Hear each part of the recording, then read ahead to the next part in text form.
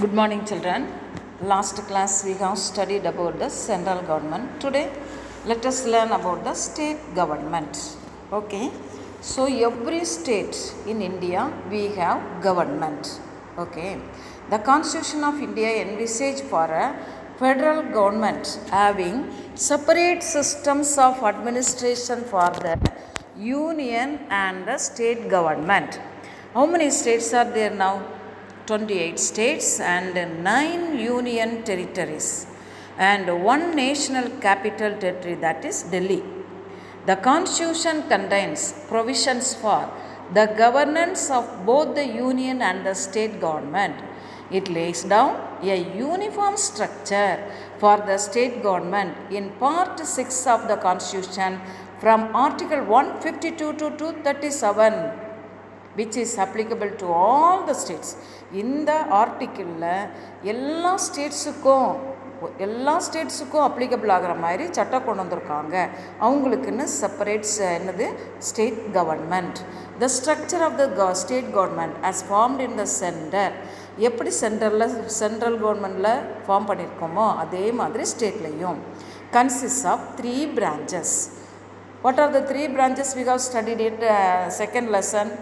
Executive, legislative and the judiciary.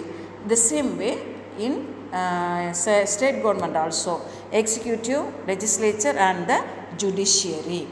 Okay children, that is the model of the government. First executive, செயற்குழு, அடுத்தது சட்டங்களை ஏற்படுத்துறது legislature and நீதித்துறை. இந்த மூணும் இருந்தால் தான் ஒரு கவர்மெண்ட்டை என்ன செய்ய முடியும், ஒழுங்காக ரன் பண்ண முடியும். சட்டங்கள், நீதித்துறை, சட்டங்களை செயல்படுத்துகிற குழு executive. Okay children, now let us know எப்படி இங்கே சென்ட்ரல் கவர்மெண்ட்டில் நம்ம படித்தோமோ, செகண்ட் லெசனில் நம்ம படித்தோமோ, அந்த சேம் வே த எக்ஸிக்யூட்டிவ். சென்ட்ரல் கவர்மெண்ட்டில் யார் ஃபஸ்ட்டில் இருப்பா, ஹெட்டு அப்படின்னு பார்த்தீங்கன்னா பிரசிடென்ட். ஸ்டேட் கவர்மெண்ட்டில் யார் அப்படின்னு பார்த்தீங்கன்னா கவர்னர். எக்ஸிக்யூட்டிவில் யார் இருக்கா first, governor. The governor is the constitutional head of the state.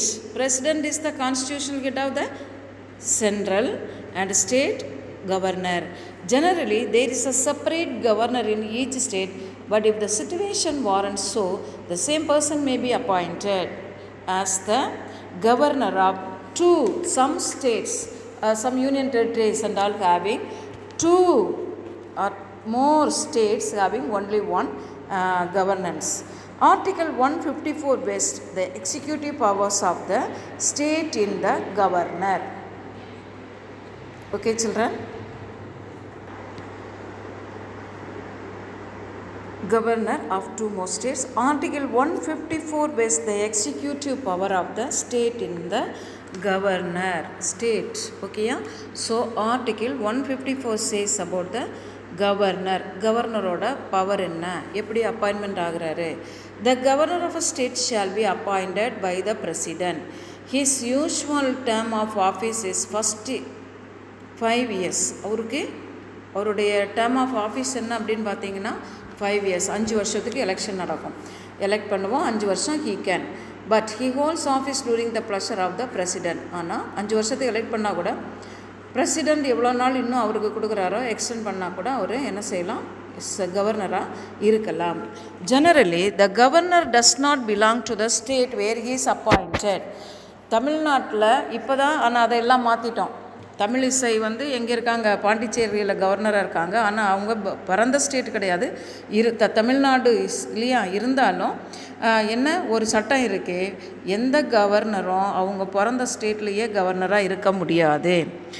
Generally, the governor does not belong to the state where he is being appointed. He can also transferred from one state to another by president. He can also resign any time by addressing his resignation to the president.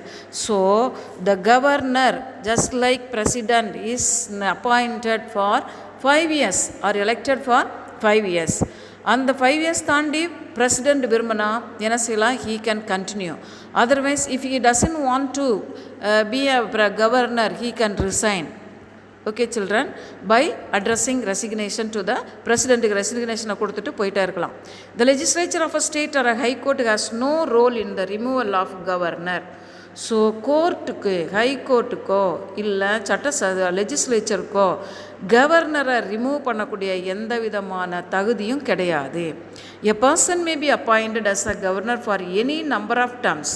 எத்தனை தடவை வேணாலும் அவர் appoint பண்ணலாம். To convention have been set up in the matter of appointing a person as governor of state. He should not be a resident of the state concerned, and the state government concerned is consulted and its views are sought regarding the proposed choice. அவருக்கு கவர்னருக்கு என்னெல்லாம் அந்த power இருக்கோ அந்த பவரில் மட்டும்தான் அவர் என்ன செய்ய முடியும், ப்ரப்போஸ்டு சாய்ஸ், அதில் மட்டும்தான் அவர் என்ன செய்ய முடியும், ஏதாவது செய்ய முடியும், எக்ஸிக்யூட் பண்ண முடியும். According to article 158(3)(a), where the same person is appointed as governor of 2 or more states, 2 அல்லது மோர் ஸ்டேட்டுக்கு ஒரு கவர்னரை கூட அப்பாயின்மெண்ட் பண்ணலாம். இப்போ தெலுங்கானாவுக்கும் பாண்டிச்சேரிக்கும் டாக்டர் தமிழிசை தான் யார், கவர்னர். ஸோ எவ்வளோ ஸ்டேட்டுக்கு வேணாலும் ஒரு கவர்னரை வச்சுக்கலாம், அது அவங்கவுங்களுடைய சாமர்த்தியத்தை பொறுத்து.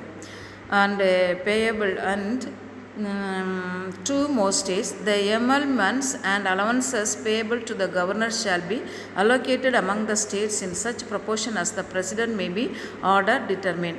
அவங்களுடைய சம்பளம், அலவன்சஸ், அவங்களுக்கு வாட்டவர் அவங்களுக்கு கொடுக்க வேண்டிய எல்லா சலுகைகளையும் அதுக்கு ஏற்ற மாதிரி சட்டத்திட்டங்களை என்ன செஞ்சுப்பாங்க, மாற்றிப்பாங்க, இல்லை சட்டத்திட்டங்களுக்கு ஏற்ற மாதிரி கொடுப்பாங்க.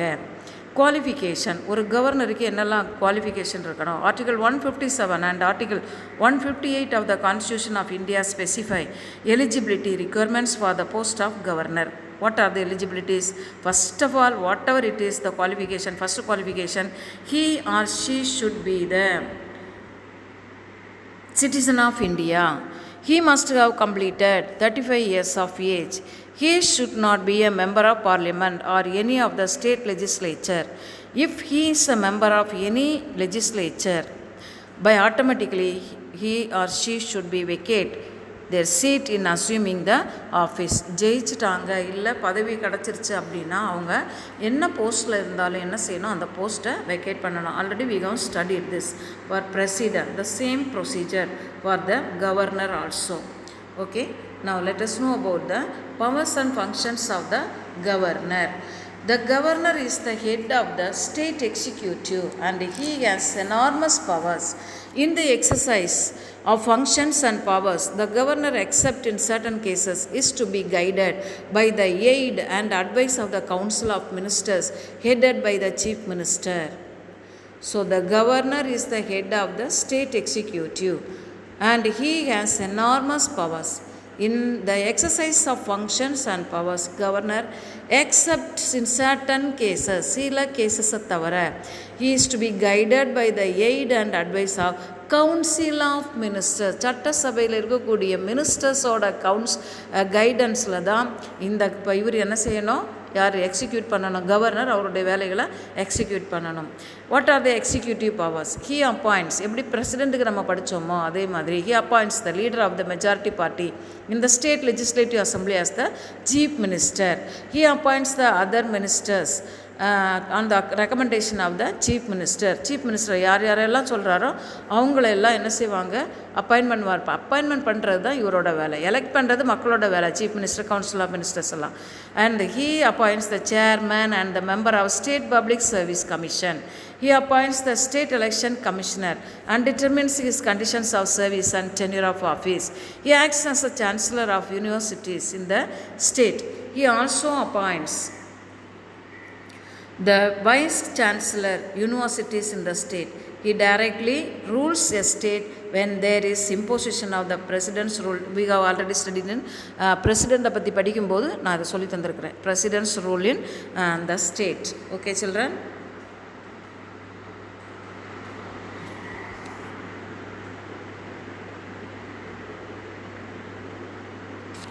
Okay, legislative powers. Governor's legislative powers. The governor is an integral part of the state legislature, but he is not a member in either house of the legislature. In this capacity, he enjoys the following legislative powers. What are they? he has the right to summons, prorogues the state legislature and dissolves the state legislative assembly. சட்டசபையை கவர்னருக்கு என்ன இது இருக்குது அப்படின்னா, power இருக்குது அப்படின்னா, சட்டசபையை சமன்ஸ்னது சட்டசபை மெம்பர்ஸாக கூட்டுறது, and ப்ரொராக்ஸ் அந்த சட்டசபை மீட்டிங்கை நடத்துறது, அண்ட் டிசால்வ்ஸ் அந்த சட்டசபையை கலைக்கிறது, பிரச்சனைகள்னால் கலைச்சி விடுறது. இதுக்கு எல்லாத்துக்கும் யாருக்கு பவர் இருக்குது? Governor. And he can address the state legislature at the commencement of the first session after each general election and the first session of each year. ஒவ்வொரு வருஷமும் முதல் கூட்டத்தொடரை நேற்று தொடங்கினாங்க பார்த்தீங்களா, ஒரு 2 days பிஃபோர் 2 days கவர்னரோட ஆளுரை முன்னுரையோடு தொடங்குவாங்க. கவர்னர் அப்போது சில பல திட்டங்கள் எல்லாம் அதில் என்ன செய்வார், சொல்லுவார். ஸோ ஃபஸ்ட்டு ஒவ்வொரு எலெக்ஷன் முடிஞ்சோடனே ஃபஸ்ட்டு செஷனை தொடங்குறது, சட்டசபை மீட்டிங்கை தொடங்குறது யார் அப்படின்னு பார்த்தீங்கன்னா governor. Okay, he can send messages to the houses of the state legislature relating to a bill pending in the legislature. ஏதாவது சட்டசபையிலையோ எங்கள் லெஜிஸ்லேச்சரில் பில்லு பாஸ் பண்ணாமல் பெண்டிங்கில் இருக்குது அப்படின்னா இவர் உடனே என்ன செய்வார், அந்த ஹவுசஸ் 2 ஹவுஸ்னால் 2 ஹவுசஸ், சில ஸ்டேட்டில் 2 houses are there, some states only 1 house is there. So அந்த மாதிரி 2 ஹவுஸ் இருக்குதுன்னா இல்லை ஒரே ஹவுஸில் அவர் சொல்லுவார், அந்த பில் பெண்டிங் இருக்கிறத என்ன செய்யுங்க, மெசேஜ் அனுப்புவார், அது உடனே இது பண்ணுங்க, அதை சட்டமாக்குங்க, மெசேஜ் பில்லை சரி பண்ணுங்க அப்படின்னு சொல்லி உடனே சொல்லுவார். He can appoint any member of the legislative assembly to preside over its proceedings when the offices of both the houses of the both speaker and the deputy speaker fall vacant. அப்போது இந்த சட்டசபையில் state அசம்பிளியில் சட்டசபைக்கு சபாநாயகர் ஒருத்தரை elect பண்ணுவாங்க. இப்போ யார் சபாநாயகர்? அப்பாவு அப்படின்னு சொல்லக்கூடிய ஒருத்தரை எடுத்திருக்காங்க. இப்போ அந்த ஸ்பீக்கர் இல்லை, ஒருவேளை இறந்துட்டார் இல்லை ரிசைன் பண்ணிட்டார் அப்படின்ற பட்சத்தில் இவர் இந்த கவர்னர் தான் என்ன செய்வார், ஸ்பீக்கராகவும் டெப்புட்டி ஸ்பீக்கரும் இல்லைன்னா இவர் தான் என்ன செய்வார், அந்த மீட்டிங்கை நடத்துவார். He can nominate 1 member to the state legislative assembly from the Anglo-Indian community.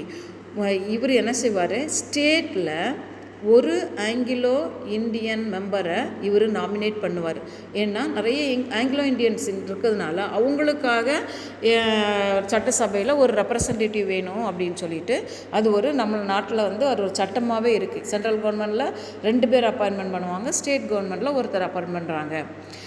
Then he nominates, the governor nominates 1/6 of the members of the state legislative council from amongst the person having special knowledge or practical experience in literature, science, art, cooperative movement and social service. எப்படி நம்ம பிரசிடெண்ட்டுக்கு executive பவரில் legislative பவரில் நம்ம படித்தோமோ அதே மாதிரி இவர் 1/6 of the members governor ஸ்டேட்டில் நாமினேட் பண்ணுவார். those people have to excellent in or experience in literature, science, art, cooperative movement, whatever it is. Every bill passed by the state legislature will become law only after governor's signature. But when a bill is sent to the governor after it passed by the legislature, he has the options to give his assent to the bill or withhold his assent to the bill or return the bill for the reconsideration of the legislature. அவர் என்ன செய்யலாம், அந்த bill sign பண்ணுறதுக்கு president அனுப்பும்போது அவர் sign பண்ணலாம், பண்ணாமல் இருக்கலாம், இல்லை அதை ரிட்டர்ன் பண்ணிடலாம், நீங்கள் அதை கன்சிடர் பண்ணுங்கள் அப்படின்னு சொல்லி ரிட்டர்ன் பண்ணிடலாம். So governor has the power in legislature. Then last one, he has to lay annual reports of the state finance commission. இந்த ஃபைனான்ஸ் கமிஷனில் அவர் ஒவ்வொரு வருஷம் என்ன செய்யணும், ஆனுவல் ரிப்போர்ட்டை என்ன பண்ணணும், கொடுக்கணும். The state public service commission and the controller auditor general relating to the accounts of the state before the state legislature. யாருக்கு? State public service commission and the controller and auditor general relating to the accounts, கணக்கு வழக்குகளெல்லாம் check பண்ணுறதுக்காக before the legislature, எங்கள் state லெஜிஸ்லேச்சருக்கு முன்னாடி அவங்கள்ட்ட கொடுப்பாங்க. இந்த கணக்கு வழக்கு இதெல்லாம் சரியாக இருக்கா அப்படின்றத கொடுக்குறது யார்? கவர்னர். Next, financial powers. அவருடைய ஃபினான்ஷியல் பவர் என்ன? The constitution confers on the governor the duty to get prepared and introduce to the state legislature the annual budget and also supplementary budgets if necessary. Financial power என்ன வரும்னா, இவர் constitution confers the கவர்னரோட duty to get prepared. அவர் introduce the state legislature the annual budget. Governor தான் என்ன செய்யணும், annual பட்ஜெட்டை read பண்ணணும். And money bills can be introduce in the legislative assembly only with his prior recommendation. Money bill pass பண்ணணும் அப்படின்னா அவர் recommend பண்ணியிருக்கணும். Okay பண்ணுங்கள், மணி தேவைப்படுது, மணி பில் பாஸ் பண்ணணும், இந்த இதுக்காக மணி பில் பாஸ் பண்ணணும் அப்படின்னா அவர் ரெக்கமெண்ட் பண்ணால் தான் அவங்க பண்ண முடியும். He can make advances out of state contingency fund to meet any unforeseen. திடீர்னு ஏதாவது செலவுகள், திடீர்னு ஒரு ஏதாவது நேச்சுரல் கலாமிட்டி, ஏதாவது ஒரு செலவு வரும். அதுக்காக இப்போ பிஎம் அனௌன்ஸ் பண்ணுவார், எங்கே இந்த கொரோனாவில் இறந்துட்ட பிள்ளைங்களுக்கு அப்பா அம்மா இல்லாத அனாதை பிள்ளைங்களுக்கு ஒவ்வொருத்தர் பேர்லேயும் 10 லட்சம் பேங்க்கில் போடுறேன். இது என்னது, எமர்ஜென்சி இல்லையா ஃபண்டு டு மீட் அன்ஃபோர்சின் எக்ஸ்பெண்டிச்சர். திடீர் செலவுகள் பிள்ளைங்க பேரில் வைக்கிறதுக்காக, இந்த மாதிரி செலவுகளுக்காக கண்டிஜென்சி ஃபண்ட் அப்படின்னு சொல்லக்கூடிய ஒரு ஃபண்ட் இருக்குது. அது சென்ட்ரல்லையும் இருக்குது, ஸ்டேட்லையும் இருக்குது. அது இவருடைய பேரில் கவர்னர் தான் அந்த ஃபண்டை எடுத்து என்ன செய்யணும், கொடுக்க முடியும், டிஸ்போஸ் பண்ண முடியும். He constitutes a finance commission after every 5 years to review the financial position of the panchayats and the municipality. அவர் என்ன செய்வார், ஒரு ஃபினான்ஸ் கமிஷனை கான்ஸ்டிடியூட் பண்ணுவார். எதுக்கு அப்படின்னா ஒவ்வொரு 5 வருஷத்துக்கும் லோக்கலில் லோக்கல் கவர்மெண்ட்டில் ஃபினான்ஷியல் எப்படி இருக்குது அப்படின்றத செக் பண்ணுறதுக்காக. Okay children, next let us know about the judicial powers. ஜுடிஷியலில் அவருக்கு என்ன பவர் இருக்குது அப்படின்னா, ஹி அப்பாயிண்ட்ஸ், எப்படி நம்ம அங்கே பார்த்தோமோ அதே மாதிரி தான் பிரசிடெண்ட்டுக்கு பார்த்த மாதிரி தான். He appoints the attorney general of the state. அதாவது சுப்ரீம் கோர்ட்டில் இருந்து ஒரு ஜட்ஜையோ இல்லைன்னா லாயரையோ என்ன செய்வாங்க, ஸ்டேட்டுக்கு அப்பாயிண்ட் பண்ணுவாங்க. இவர் எங்கேருந்து இது பண்ணுவார் அப்படின்னா, கவர்னர் ஸ்டேட் ஹைகோர்ட்லேருந்து அப்பாயின்மெண்ட் பண்ணுவார். யார் எங்கே, பார்லிமெண்ட்டுக்கு இல்லைனா ஸ்டேட் அசம்பிளிக்கு, நாட் பார்லிமெண்ட், ஸ்டேட் அசம்பிளிக்கு. Then he makes appointment, postings and promotes the district judges in consultation with the state high court judge. இவரால் என்ன பண்ண முடியும், ஹைகோர்ட் ஜட்ஜஸை அப்பாயின்மெண்ட் பண்ணலாம், அல்லது ப்ரொமோஷன் கொடுக்கலாம், போஸ்டிங் பண்ணலாம், இல்லை வேறு எங்கேயாவது ட்ரான்ஸ்ஃபர் பண்ணலாம். In consultation with the state high court, the chief justice of high court in the state is appointed by the president in consultation with him. He can pardon, commute or reprieve punishment on receipt of appeals for mercy except death sentence. இன்னொன்று என்ன, அவருக்கு state ஹைகோர்ட்டில் யாராவது judges யாருக்காவது punishment கொடுத்து அதை என்ன செய்யலாம், அவங்க they can give a mercy petition. யாருக்கு கொடுக்கணும், கவர்னர் கொடுத்தா அவர் அதை கன்சிடர் பண்ணலாம். எப்படி, டெத் சென்டென்ஸ்லேருந்து ஆயுள் தண்டனையாக மாற்றலாம், ஓகேயா, அல்லது குறைக்கலாம், ரிப்ரீவ் பண்ணலாம், ரெடியூஸ் பண்ணலாம், என்ன வேணாலும் செய்யலாம். Okay, next let us know about the discretionary powers. The governor can reserve a bill for the consideration of the president. Other powers, இது இல்லாமல் எக்ஸிக்யூட்டிவ் இல்லாமல், ஜுடிஷியல் இல்லாமல், லெஜிஸ்லேச்சர் இல்லாமல் வேறு என்ன பவர் இருக்குது அப்படின்னா, அவர் ஸ்டேட் கவர்மெண்ட்டில் ஏதாவது பில்லை ரிசர்வ் பண்ணி பிரசிடெண்ட்டோட கன்சிடரேஷனுக்கு அனுப்பலாம். He can call all the leader of the any party to form ministry. Suppose election முடிஞ்ச உடனே அவருடைய மைண்டில் யார் மெஜாரிட்டி, யார் இப்போ தான் இதுக்கு தகுதி அப்படின்னு சொல்லி இருந்தாங்கன்னா, சப்போஸ் யார் நிறைய மெஜாரிட்டி யாருக்குமே கிடைக்காது, ஈக்குவலாக இருந்திருப்பாங்க. So he can call the leader of any party to form ministry in the state when there is no clear cut majority to any party in the legislative assembly after the general election. He can dismiss the council of ministers when it is unable to prove the confidence of the legislative assembly. Okay, and his emergency power என்ன அப்படின்னா, if the governor is satisfied that the government of the state is not carried on in accordance with the provisions of the constitution, he may under article 356 recommended to the president to impose president to rule the state as soon as the president rule. அது நம்ம ஏற்கனவே படிச்சிருக்கோம். ஏன்னா any emergency immediately அவர் என்ன செய்வார், பிரசிடெண்ட்டுக்கு inform பண்ணுவார். President உடனே அதை presidents rule out in favour of இந்த name of president governor rule பண்ணுவார் 6 months. அந்த 6 monthsக்குள்ளே என்ன செய்யணும், அவங்க எலெக்ஷனை நடத்தி ஆட்சியை ஒழுங்காக கொண்டு வரணும். Then next is privileges of the governor. Article 361 provides for the following privileges. அவங்களுக்கு என்னெல்லாம் கிடைக்கும் அப்படின்றது. The governor of state is not answerable to any court. Governor மேலே யாரும் என்ன பண்ண முடியாது, கேஸும் போட முடியாது, ஒன்றும் போட முடியாது. Is not answerable to any court for the exercise and performance of the powers and duties of his office or for any act done or purporting to be done by him in the exercise and performance of those powers and duties. அவரை நீங்கள் இதை செய்யலை, அதை செய்யலை, அதை வெளியே கொண்டு வரல, இதை கொண்டு வரலன்னு எந்த கம்ப்ளைண்ட்டும் அவர் மேலே என்ன செய்ய முடியாது, போட முடியாது. அவர் மேலே எந்த டியூட்டியும் போட முடியாது, டேக்ஸும் கட்டக்கூடாது, எதுவுமே அவருக்கு கிடையாது. இதுதான் privilege.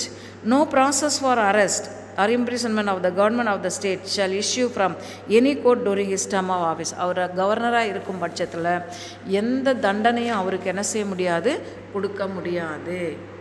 Next that's all about our governor. Governor is the executive head of the state. So we have studied about his executive power, legislative power, judicial power, emergency power. அப்புறம் வேறு என்ன படித்தோம், இன்னும் ஒரு பவர் படித்தோமே, டிஸ்க்ரேஷ்னரி பவர். அந்த power எல்லா பவரையும் தாண்டி அவரால் என்ன செய்ய முடியும், ஹையஸ்ட் பவர் என்னது, பிரசிடெண்ட்டுக்கு பில்ஸை என்ன பண்ணுவோம், காமிக்கிறதுக்காக வச்சுருப்பார். சைனை போடாமல் பிரசிடெண்ட்டுக்கு காமிக்கிறதுக்காக வச்சுருப்பார், இல்லை அவரோட டிஸ்கஸ் பண்ணுவார். Okay children, that's all about our governor. Let us know about the chief minister.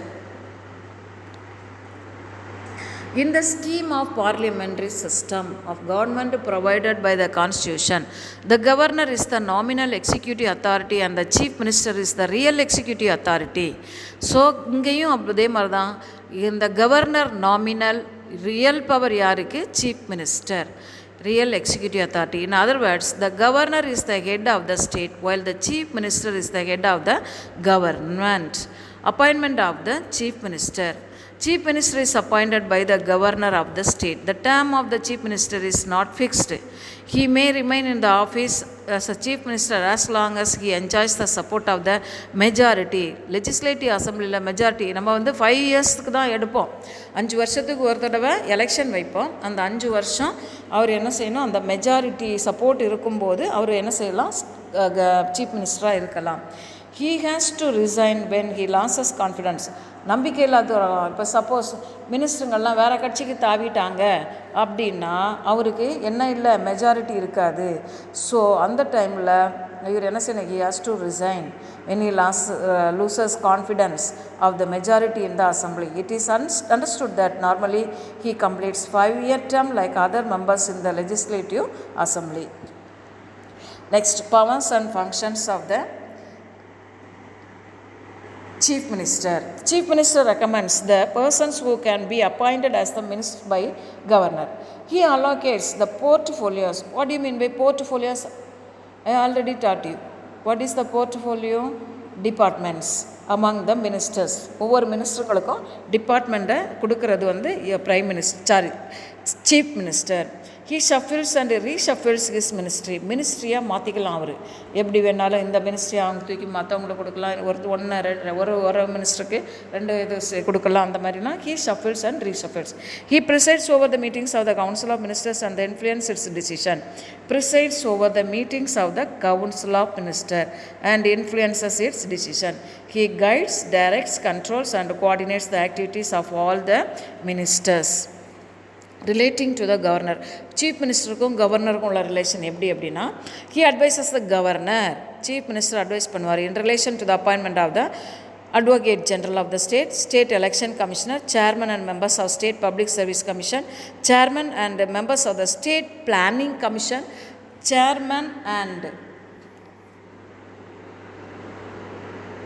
Members of the state finance commission. So இவ்வளோ பேரையும் அப்பாயின்மெண்ட் பண்ணுறது யார் அப்படின்னா கவர்னர். இந்த அப்பாயின்மெண்ட்டுக்கு கூட யார் சப்போர்ட் பண்ணுவா அப்படின்னா chief ministers. Relating to state legislature, chief minister என்ன வேலை? Chief minister advises the governor with regard to the summoning and proroguing the sessions of the state legislature. State legislature சட்டசபையை எப்போ கூட்டணும், எப்போ கலைக்கணும், எப்போ மீட்டிங் கண்டக்ட் பண்ணணும் அப்படின்றத அவர் சொல்வார். He announces the government policies on the floor of the houses. Government policy சட்டத்திட்டங்கள் என்னெல்லாம் கொண்டு வந்திருக்காங்களோ அதை சட்டசபையில் சொல்லுவார் chief minister. He can introduce the bills in the legislative assembly. பில்ஸ்னால் laws. He can recommend for the dissolution of the legislative assembly to the governor. அவர் தான் சொல்லுவார் டிசல்யூஷன், கலைக்கிறது, அசம்பிளியாக கலைக்கிறது எப்போ வேணாலும் கவர்னர்கிட்ட சொல்லுவார். Next is this all about. இவருக்கு ஜுடிஷியரியிலெல்லாம் என்ன கிடையாது, ஒரு வேலையும் கிடையாது. இவர் சீஃப் மினிஸ்டரோட வேலை எக்ஸிக்யூட்டிவில் இருக்கார். அவருக்கு சட்டங்களை ஏற்றக்கூடியது, பாலிசிஸை மேக்ஸ் பண்ணுறது, அதை எக்ஸிக்யூட் பண்ணுறது தான் சீஃப் மினிஸ்டரோட வேலை. Next is council of minister. Council of ministers are collectively responsible to the state legislature. All the members of the council of ministers must be the members of the state legislature. Those who are not the members at that time of their appointment must secure the seats in the legislature within the period of 6 months. If a no confidence motion is passed by the legislative assembly, the state ministries shall resign. நான் அவங்களுக்கு நம்பிக்கையில்லா தீர்மானம் opposite party கொண்டு வந்துட்டாங்க அப்படின்னா அவங்க எல்லாரும் சேர்ந்து என்ன செஞ்சிடணும், ரிசைன் பண்ணிடணும். Article 163 provides for a council of ministers to aid and advise the governor. According to Article 163, there shall be a council of ministers with the chief minister as the head to aid and advise the governor in the exercise of his function, except in so far as he is by under this constitution required to exercise his function or any of them in his discretion. Other provisions relating to ministers. Article 164 holds that the chief minister shall be appointed by the governor. Article 164 states that the total number of ministers, including the chief minister in the council of ministers in a state, shall not exceed 15% of the total members of the legislative assembly. The functions and powers of the council of ministers. Third detail உங்கள் புக்கில் mark பண்ணிக்கிங்க, those who are having book. Council of மினிஸ்டரோட பவர்ஸும் functions என்ன? It formulates and decides the policies of the state and implements them effectively. பாலிசிஸை chief மினிஸ்டரோட சேர்ந்து make பண்ணி அதை என்ன செய்யணும், எஃபெக்டிவ்லி இம்ப்ளிமெண்ட் பண்ணணும். It decides the legislative programs of the legislature. Decides the legislative programs of the legislative assembly and sponsors all important bills. Legislative programme சட்டசபையில் இருக்கக்கூடிய எல்லா ப்ரோக்ராமையும் என்ன செய்வாங்க, ஸ்பான்சர்ஸ் ஆல் இம்பார்ட்டன்ட் பில்ஸ் எல்லாத்தையும் என்ன பண்ணுவாங்க, ஸ்பான்சர் பண்ணுவாங்க. It controls the financial policy and decides the tax structure for the public welfare of the state. It makes the important appointments of the heads of departments. It discusses and takes efforts on the dispute சண்டைகள் பிரச்சனைகள் with other ஸ்டேட்டோட பிரச்சனைகள் இருக்கும்போது அவங்க பார்லிமெண்ட்டில் தான் என்ன செய்வாங்க, கலந்து ஆலோசிப்பாங்க. It frames the proposal for incurring expenditure out of state reserves. ஸ்டேட்டுக்கு இல்லாமல் சம்மந்தம் இல்லாமல் வேறு நிறைய செலவுகள்லாம் வரும் இல்லையா, அதெல்லாம் என்ன செய்வாங்க, அவங்களுடைய சட்டத்திட்டங்கள் எல்லாம் போட்டு புதுசாக பாலிசிஸ் மேக் பண்ணி எல்லாத்தையும் செயல்படுத்துவாங்க. It frames the proposal for incurring expenditure out of state reserves. It decides all the bills, whether ordinary bills or money bills, to be introduced in the legislative assembly.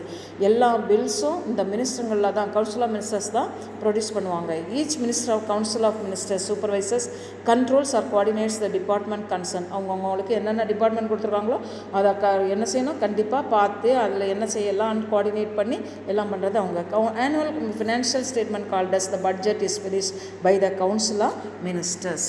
Annual financial statement, annual budget prepare பண்ணுவாங்க இல்லையா, finalised by the council of ministers தான்.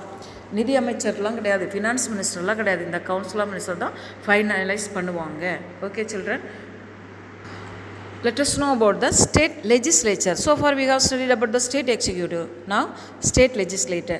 The constitution provides a legislature for every state. Most of the states have only unicameral, that is legislative assembly. Some states have bicameral, that is example Bihar, Karnataka, Maharashtra, Uttar Pradesh, Andhra Pradesh and Telangana. The lower house legislative assembly represents the people of the state the upper house.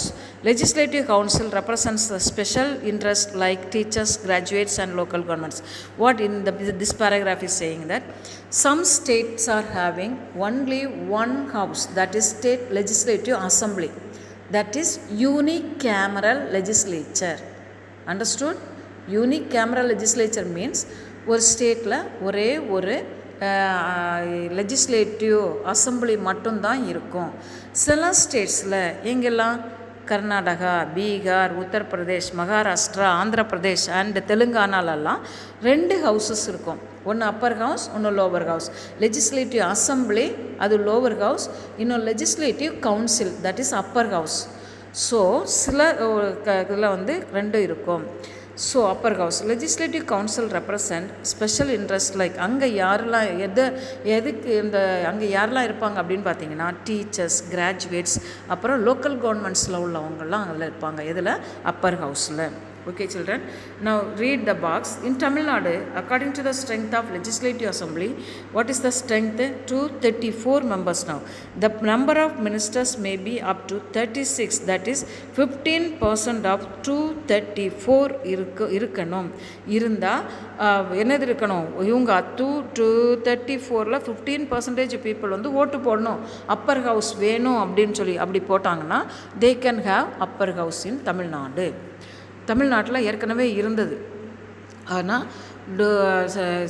சில பல காரணங்களுக்காக அப்பர் ஹவுஸை வேண்டாம் அப்படின்னு சொல்லிட்டு abolish பண்ணிட்டாங்க. திருப்பி கொண்டு வர்றதுக்கு திமுக ஆட்சியில் பாடுபட்டாங்க. பட் அப்போது ஆட்சிக்கு பண்ண முடியல. So it may come, Appar house may come in Tamil Nadu.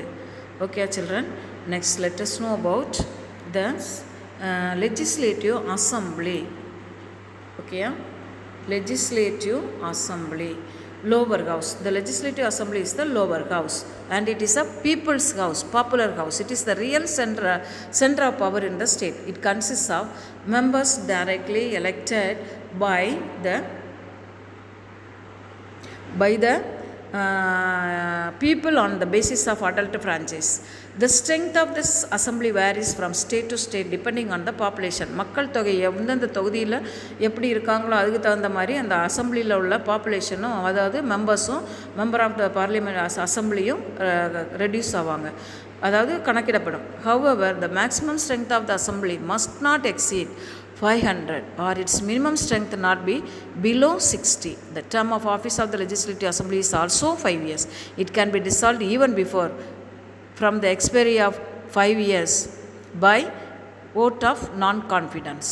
The size of the legislative council cannot be more than 1/3 of members of the legislative assembly, lower house of the state, but its size cannot be less than 40. இப்போ legislative council Appar ஹவுஸில் எவ்வளோ இருக்கணும் அப்படின்னு பார்த்தீங்கன்னா 40க்கு குறைவாக இருக்கக்கூடாது. 1/3 not more than 1/3 of the members of the legislative assembly. legislative அசம்பிளியில் விட not more than 1/3 members, 40க்கு குறைவாகவும் இருக்கக்கூடாது. அசம்பிளியில் இருக்கக்கூடிய மெம்பர்ஸில் 1/3 மெம்பர்ஸ்க்கு மேலே போகக்கூடாது. So composition of the legislative assembly of Tamil Nadu consists of 235. அதனுடைய அமைப்பு எவ்வளோ இருக்குது? 235 members, out of which 234 members are directly elected by the people from the constituencies. What do you mean by constituencies? தொகுதி. ஒவ்வொரு தொகுதியிலையும் மொத்தம் 235 member இருக்காங்க. ஆனால் 234 மெம்பர்ஸை தான் மக்கள் எலெக்ட் பண்ணுவாங்க. அந்த ஒரு மெம்பர் யார்? அந்த ஒரு மெம்பர் ஆங்கிலோ இந்தியன் மெம்பரை கவர்னர் அப்பாயின்மெண்ட் சொன்னோம் இல்லையா, படித்தோம் இல்லையா, அதுதான்.